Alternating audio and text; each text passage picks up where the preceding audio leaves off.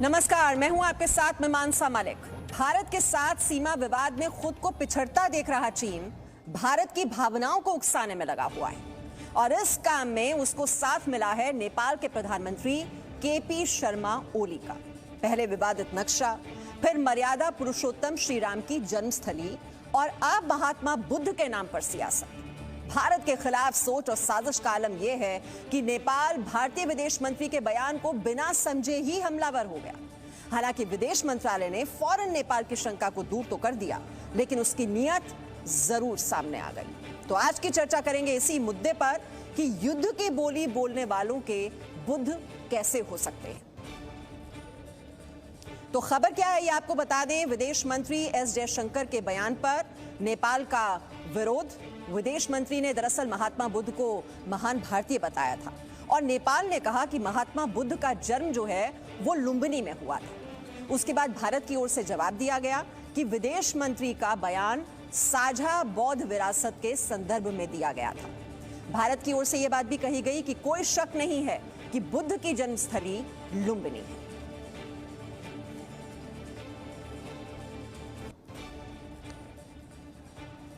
तो आइए चर्चा की शुरुआत करते हैं और आज की चर्चा में जो खास मेहमान हमारे साथ शामिल हैं उनका परिचय आपसे करा दूं। हमारे साथ राजनीतिक विश्लेषक शहजाद पूनावाला जुड़े हुए हैं और सईद अब्बास राजनीतिक विश्लेषक भी इस वक्त हमारे साथ हैं। अंतर्राष्ट्रीय मामलों के जानकार सुरेश गोयल जी हमारे साथ हैं।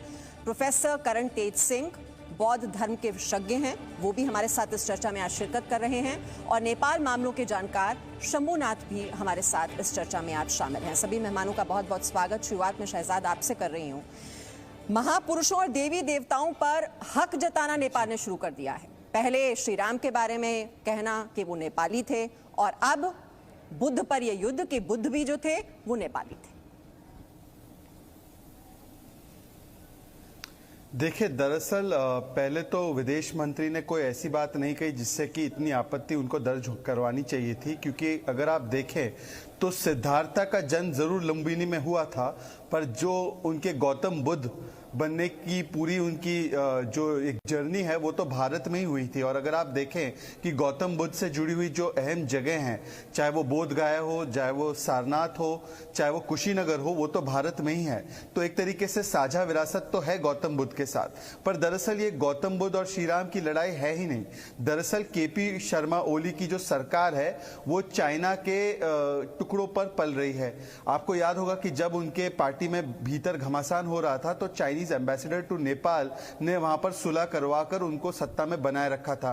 तो जैसे कोई वफादार जानवर अपने मालिक का साथ देता है अंत वक्त तक, उसी तरीके से केपी शर्मा ओली भी अगर अपने मालिक का साथ दे रहे हैं तो उसमें कोई बड़ी बात नहीं है। और ये दरअसल पूरा मामला तब शुरू हुआ जब हमने एक सड़क बनवाई जो हमारे भारत के क्षेत्र में थी। चाइना को उस पर आपत्ति हुई। चाइना खुद से बोल नहीं पाता है, चाइना को गलवान में तो क्या ट्रीटमेंट मिला उनको पता है, तो नेपाल और बाकी लोगों से वो अपनी बात को कहलवाने की कोशिश कर रहा है। पर नेपाल को समझना चाहिए कि उसका मात्र एक जो दोस्त है, और दोस्त भी ऐसा जिसके साथ बेटी रोटी का रिश्ता है, जिसके साथ सांस्कृतिक रिश्ता है, जिसके साथ जन्मों जन्म का रिश्ता है, वो केवल भारत है। चाइना तो नया नया दोस्त बना है और वो भी कुछ हितों के कारण, उनको ये भूलना नहीं चाहिए।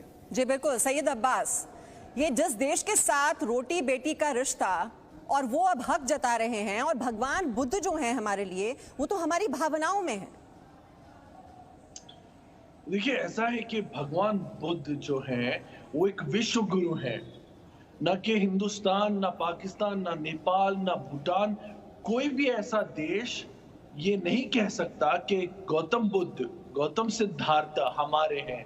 अगर आप गौतम सिद्धार्था की बात करें तो आप कह सकते हैं, लेकिन गौतम बुद्ध जो कि हमें माना जाता है कि इस सदी और हर सदी का सबसे बड़ा, जो एक ऐतिहासिक और हर रूप में एक सबसे बुलंद चोटी पर रहने वाला जो एक ट्रांसफॉर्मेशन था गौतम सिद्धार्थ से गौतम बुद्ध, इसका हकदार मैं मानता हूं कोई नहीं है।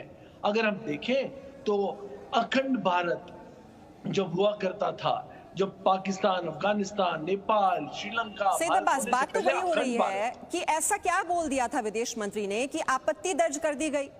साझा विरासत की ही तो बात कर रहे थे विदेश मंत्री, और ये बात तो खुद प्रधानमंत्री नरेंद्र मोदी ने वहां जाकर उनकी सरजमी पर कही थी कि लुम्बिनी में उनका जन्म हुआ था। लेकिन जो आध्यात्मिक यात्रा की बात करते हैं, उनकी जो जन्मस्थली है वो भले ही रही हो नेपाल, लेकिन जो कर्मस्थली है वो तो भारत ही रही है। जी बिल्कुल बिल्कुल, जैसे हमारे यहाँ कहा जाता है कर्म स्थान। मैं जब कर्नाटक से आता हूँ, जिस भूमि में अपना काम हो, कर्म स्थान है और जन्म स्थान। लेकिन ये सब विवादित बातें हैं। हमारे जो विदेश मंत्री हैं उनको ये बात जानना होगा कि क्यों वो ये सब बताना चाहते हैं जो चीज की जरूरत नहीं है। और गौतम बुद्ध जैसे महान विश्व गुरु नहीं की तो बात सैयद अब्बास, आप आप भी तो अब उनका पक्ष लेते हुए दिखाई दे रहे हैं यहाँ पर। क्या उन्होंने ऐसा बोल दिया जिस पर ऐतराज दर्ज किया जा रहा है, वो भी उस देश के साथ जिसके साथ इतनी साझा विरासत है? और अगर भगवान बुद्ध का जिक्र किया जाता है, क्या हमारे देश को एक गर्व नहीं होना चाहिए कि वो उनकी पूरी आध्यात्मिक यात्रा यहाँ भारत में रही, सारनाथ में उन्होंने उपदेश दिया, उसके बाद उनका जो निर्वाण है वो कुशीनगर में होता है। सुरेश गोयल जी, इसमें आपत्ति दर्ज करने वाली क्या बात? ये तो बेवजह भावनाओं को उकसाने वाली बात हुई। देखिए, आपने शुरू में एक दो चीजें कही थी, मैं उनके ऊपर थोड़ा सा ध्यान दिलवाना चाहूंगा। और आपने बिल्कुल सही कहा था। पहली बात तो ये है कि अगर बुद्धिज्म की और भगवान बुद्ध की बात करें तो ये भारत का कहना नहीं है, नेपाल का कहना नहीं है। पूरे विश्व में अगर आप किसी से बात करें कि बुद्धिज्म कहाँ से उत्पन्न हुआ, तो सबसे पहले नाम भारत का है। तो इसमें अगर के रूप में भारत की एक दी जाती है तो ये जग जाहिर रहेगी, इसमें हमारे की बात नहीं है। अब बात है कि नेपाल ने क्यों कहा, ओली साहब ने ऐसा क्यों कहा कि भगवान बुद्ध जो है वो नेपाल में उत्पन्न हुए थे। ये चाल नेपाल की नहीं है, ये चाल चीन की। 2010 से 2009 के आसपास, मेरे को पूरे साल का एक साफ याद नहीं आ रहा है, उस टाइम पर मैं ICCR में नहीं आया था।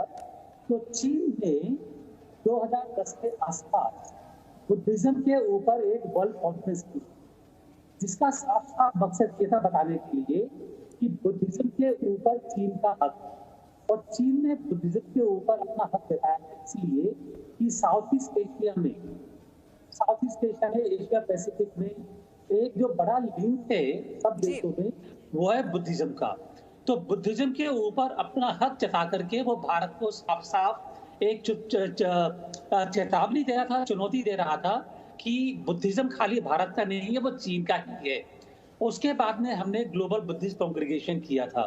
तो अब चीन जो है बुद्धिज्म को लेकर के भारत से टकराव और आगे बढ़ा रहा है और कह रहा है साफ साफ कि आपका जो बुद्धिज्म का लिंक है ये भी आपका नहीं है, नेपाल का है। ये एक जो पट्टी बजाई है, एक चेतावनी दी है, इसके बारे में हमको एक विदेश नीति के तहत बड़ी सूझबूझ से आगे चल करके काम करना है। जी, शंभुनाथ जी भी हमारे साथ हैं। शंभुनाथ जी, ये तो चीन और नेपाल ने हाथ मिला लिए हैं। जो चीन है वो भौगोलिक अतिक्रमण कर रहा है और जो नेपाल है वो सांस्कृतिक अतिक्रमण कर रहा है। सबसे पहले आप हमें इस चैनल पे बोलने का मौका दिया, इसके लिए सबसे पहले आपको मैं धन्यवाद देना चाहता हूं। और एक बात का कंडेम करना चाहता हूं, वो शहजाद जी ने बोले हैं ना कि पालतू जानवर, पहले आप लोग ये सब, हम लोग भी ऐसा शब्द यूज कर सकते हैं आपके PM के, लेकिन पहले आप लोग जो बोलते हैं ना, सबसे पहले ये शब्द को आप लोग फिरता करिए और ये ऐसा शब्द नहीं बोले। हम लोग भी ऐसा शब्द बोल सकते, क्योंकि हम लोग इसलिए नहीं बोल सकते कि हम नेपाल के लोग हैं, यहाँ पे ऋषि मुनि के हम लोग संतान हैं, इसलिए हम लोग ऐसे शब्द यूज नहीं कर सकते। यही तो हैरानी की बात है, जिस देश के साथ रोटी बेटी का रिश्ता रहा है, वो ये विवादित बोली क्यों शुरुआत हो गई है? देखिए, ये नेपाल की, शंभुनाथ जी, ये नेपाल की अपनी बोली नहीं हो सकती, ये नेपाल की अपनी बोली नहीं हो सकती। आपका ये फालतू बात हम सुने, जानवर जैसा यूज शब्द आप लोग प्रयोग करते हैं, ये बात सुने आप क्या? पहले आप लोग मेरे मत पहले सुनिए। शंभुनाथ जी, ये जो बोली है, ये नेपाल की बोली नहीं हो सकती, ये चीन की बोली बोल रहा है इस वक्त नेपाल। आप दिल्ली में रह करके, आप मुंबई में रह के, आप यहाँ के नहीं बोली नहीं हो सकते, आप कैसे अंदाजा लगा सकते हैं? हर तरह आप लोग जो बोलते हैं ना बोली का, पहले आप लोग अपना बोली पे कंट्रोल कीजिए, लगाम लगाइए पहले आप लोग अपना बोली पर। आराम से आप बात सुनिए पहले। आराम से नहीं, आप लोग ऐसा बोली बोलते नहीं। शंभुनाथ जी शांत हो जाइए। देखिए बुद्ध ने तो शांत होने का ही उपदेश दिया, और शांत होकर अगर हम चर्चा करें, समझा रहे हैं बुद्धम शरणम गच्छामि। शंभुनाथ जी बोल रहे हैं शांति के दूत, शांति के सबसे बड़े दूत भगवान बुद्ध माने जाते हैं। और अगर मीमांसा जी, अगर आप संयम नहीं दिखाएंगे मीमांसा जी, तो फिर चर्चा करने का कोई फायदा नहीं रह जाएगा। आप लोग जो शब्द यूज करते हैं ना उस पे संयम पे कंट्रोल नहीं हो। मीमांसा जी, इन्होंने क्योंकि मेरी बातों पर सवाल उठाया, मैं जवाब देना चाहता हूं इनको। हाँ, शहजाद पुनावाल, मैं इनको रिस्पॉन्ड करना चाहता हूं। पहले तो मैंने नेपाल के लोगों को कुछ नहीं कहा। नेपाल के लोग मेरे भाई हैं और मेरे बहन हैं। मेरी बात सुन लीजिए अब शंभुनाथ जी, ज्यादा बोलिए मत।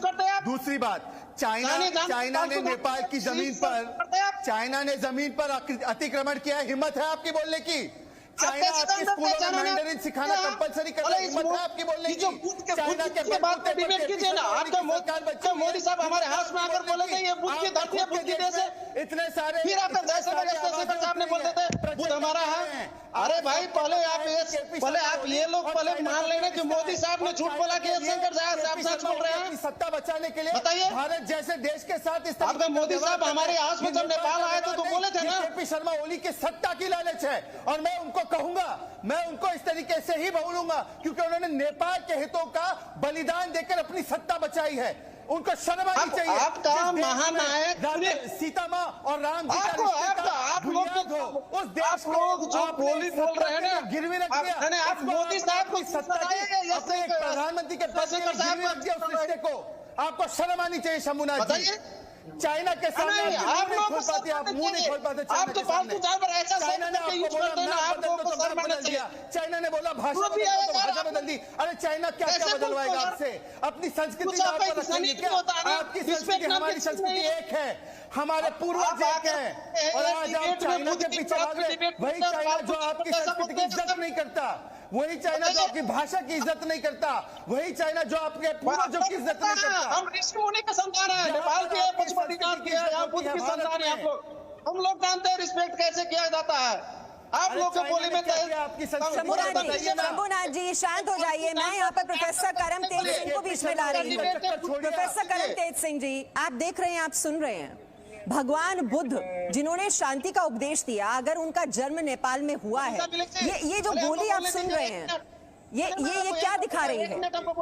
ये अपनी बोली तो नेपाल की हो नहीं सकती। ये सब कुछ चीन के इशारे पर हो रहा है और बोली बदल गई है नेपाल की। करम तेज सिंह जी, मोदी साहब, मैं 40 वर्ष से जो है बौद्ध धर्म का अध्ययन कर रहा हूँ और पढ़ा रहा हूँ। मैं दिल्ली यूनिवर्सिटी से बुद्धिस्ट स्टडीज का हेड और प्रोफेसर के रूप में अभी 4 महीने पहले रिटायर हुआ हूँ। और मैं ये बताना चाहता हूँ कि ये तो सच बात है, लुम्बिनी जो है वो कोलिया राज जो था, कोलिया राज की राजधानी देवादाहा में बुद्ध के जो नाना जी का जो घर था, तो उनके यहाँ जो है इनकी माँ कपिलवस्तु से जा रही थी। रास्ते में लुम्बिनी पड़ता था। लुम्बिनी ग्राम में जो है इन्होंने बुद्ध को जन्म दिया। सिद्धार्थ इनका नाम था। तो ये अपनी नानी के घर में कह लीजिए पैदा हुए थे। इनका असल में घर तो कपिलवस्तु था। अब कपिलवस्तु को नेपाल वाले जो हैं वो तिलौरा कोट से आइडेंटिफाई करते हैं और भारत वाले जो हैं उसको पेपर हवा गनबारिया से आइडेंटिफाई करते हैं जो इंडिया में है। और दोनों साइड का जो ऐतिहासिक डेटा है वो काफी स्ट्रॉन्ग है। तो विश्व भर में मुझे लगता है कि कुछ विद्वान जो कहते हैं कि वो कपिलवस्तु जो है पेपर हवा गनबारिया इंडिया में है, और नेपाल और कुछ जापान के बाकी कुछ विद्वान जो कहते हैं वो तिलौरा कोट है जो नेपाल में है। मुझे ये लगता है जो नेटिविटी है, सिटीजनशिप है, जो नागरिकता है, वो अपना जो घर है उसके हिसाब से तय होता है, नाना के घर से तय नहीं होता। तो ये इनकी माँ जो है वो लुम्बिनी में उन्होंने जन्म दिया, कोलिया राज्य में, तो उस हिसाब से कपिलवस्तु के हुए बेसिकली बुद्ध जो है। तो ये तो एक 50-50 वाली कंट्रोवर्सी होगी। चलो इसको भी मान लेते हैं कि जो तिलौरा कोट है वो प्रोफेसर करम तेज सिंह जी, ये तो देखिए, ये हमारी ओर से यही बात तो कही जा रही है। विदेश मंत्री ने क्या बात कही कि वो हम उन्हें महान पुरुष मानते हैं और नहीं, हमारी देखिए, भावनाएं उनके साथ जुड़ी हुई हैं, हाँ, वो हमारी भावनाओं में है। जन्म लुम्बिनी में हुआ, इस पर तो विवाद ही नहीं है, इस पर विवाद ही नहीं है। ये तो बेवजह विवाद को तूर देने की कोशिश हो रही है। सवाल तो यहाँ पैदा हो रहा है ना शंभुनाथ जी, मुझे आप नहीं एक बात समझाइए मुझे, विदेश मंत्री जयशंकर जी ने क्या गलत कहा? इस बात पर तो विवाद है ही नहीं। देखिए कि जन्म कहाँ हुआ, जन्म लुम्बिनी में हुआ, लेकिन बोध गया में उन्होंने ज्ञान अर्जित किया, सारनाथ में जाकर उन्होंने उपदेश दिया और उसके बाद कुशीनगर में उनका निर्वाण हुआ। मुझे आप ये बताइए, ये 3 जगह कहाँ है, नेपाल में है या भारत में है? आपको बता देते हैं, आपका फिर आप हम जब बोलते हैं ना बीच में मुझे नहीं टोकिएगा प्लीज। आपको हम बोल देते हैं पहले, बुद्ध का जन्म, इसमें कोई शक नहीं, विश्व ने मान लिया बुद्ध का जन्म नेपाल में। तो कह रहे हैं विवाद की बात ही नहीं है, साझी विरासत की बात हो रही है, लेकिन साझी विरासत को अब दरकिनार कर बेवजह विवाद पैदा करने की कोशिश कर रहा है नेपाल। बात इसमें है ना, आप लोग विवाद जड़ खड़ा कर रहे हैं, आप लोग विवाद कर रहे हैं। पहले सुनिए तो सही, इसमें कोई शक नहीं कि बुद्ध नेपाल में जन्म है, इसमें कोई शक नहीं है। बुद्ध का जन्म नेपाल के लुम्बिनी में है, इसमें कोई शक नहीं है। आपका प्रधानमंत्री जी हमारे यहाँ कर बोल कर गए और राष्ट्र संघ में जाकर क्या बोले आप खुद जानते हैं और मीडिया जानते हैं और संसार जानते हैं। अभी ऐसा आपका विदेश मंत्री एस जयशंकर साहब ने क्या बोले वो सब कुछ दुनिया जानते हैं। आपको पहले हम बता देते, पहले आपको आपका हमारे आप क्या कहते हैं, आपका प्रधानमंत्री मनमोहन सिंह साहब वो तो पंजाब के हैं, वो तो इंडिया के हैं, उसने तो यूके से आकर ऑक्सफोर्ड से आकर अपना पढ़कर ज्ञान अध्ययन करके लाए, पढ़ के आए वहां से, तो क्या उसको भगवान बुद्ध पाकिस्तान के थोड़ी होंगे। लेकिन ये जो नेपाल की ओर से हक जताने की कोशिश हो रही है, इसी पर तो सबको प्रॉब्लम हो रही है। दिक्कत तो इसी बात की है कि ये हक क्यों बताया जा रहा है। मैंने आपका महानायक शंभुनाथ जी, पहले श्री राम अयोध्या आप कहते हैं नेपाल में है, श्री राम जो महानायक अमिताभ बच्चन दिया जाता है, कौन बनेगा करोड़पति में, और अब आप कहते हैं बुद्ध जो है वो भी नेपाली है। आपको भी होता है नेपाल, और नेपाल बोलता है तो उसका सही करेक्ट आंसर आता है। क्या बताए सुरेश गोयल जी, ये बेवजह विवाद पैदा करने की कोशिश है, भावनाओं को उकसाने की कोशिश हो रही है, और ये किसके इशारे पर हो रहा है ये पूरी दुनिया जानती है। सुरेश गोयल, जैसा कि मैं पहले कह चुका हूं कि ये बात, मैं जरा जोर से बोलना शुरू करूं क्या, फिर बताइए। मैं सीधी सी बात कह रहा हूं कि मैं पहले बोल चुका हूं कि जो विवाद शुरू हुआ है, इस विवाद के पीछे साफ साफ चीन का हाथ है, क्योंकि चीन बुद्धिज्म के ऊपर, बुद्ध के ऊपर अपना हक जता रहा है। इसके पीछे नेपाल की जो भावना नहीं है, जो नेपाल के प्रधानमंत्री हैं किसके इशारे पर काम करते हैं ये मैं नहीं कहना चाहूंगा, लेकिन साफ बात यह है कि ये चीन का विवाद है ये। और दूसरी चीज ये है कि अगर हम देखें कि जब बुद्ध का जन्म हुआ, चाहे लुम्बिनी में हुआ, जैसे कि सबको मालूम है कपिल वस्तु भी थे, उस समय भी एक भारतवर्ष था, कल्चरल स्पेस में भारतवर्ष था। उस समय की आप इतिहास देखकर के बताइए कि नेपाल का कल्चरली या राष्ट्र रूप में कहीं नाम था या नहीं था। मुझे नहीं याद पड़ता कि मैंने नेपाल के बारे में उस समय की कभी किसी किताब में पढ़ा हो कि नेपाल एक राष्ट्र था। भारतवर्ष एक द्वीप था जिसमें ये तरह तरह की जगह थी। तीसरी चीज, ये एक कल्चरली सांस्कृतिक तौर पर साझा संस्कृति है।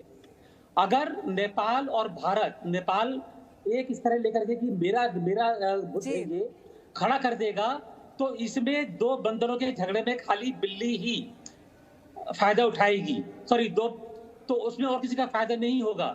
अगर आप चाहते हैं कि चीन इस जगह पर आगे बढ़कर आपका फायदा उठाए, ये तेरा मेरा ये विवाद जो है ये नहीं होना चाहिए, क्योंकि चाहे श्री राम हो चाहे भगवान बुद्ध हो, वो हमारी भावनाओं में है। और जो रिश्ता होता है, जो भावनात्मक रिश्ता होता है, जो आस्था का रिश्ता होता है, वो सबसे मजबूत होता है और सबसे ऊपर होता है। और ये जो चीन की ओर से भौगोलिक अतिक्रमण किया जा रहा है, नेपाल की ओर से सांस्कृतिक अतिक्रमण किया जा रहा है, ये दोनों ने हाथ मिलाए हुए हैं, कहीं ना कहीं हावी होने की कोशिश कर रहे हैं। लेकिन जो आस्था का रिश्ता है, भावना का रिश्ता है, वो इससे कहीं ज्यादा ऊपर है। बहुत बहुत शुक्रिया सभी मेहमानों का आज की चर्चा में शामिल होने के लिए। Presenting B News app available on Google Play and App Store. Download it now.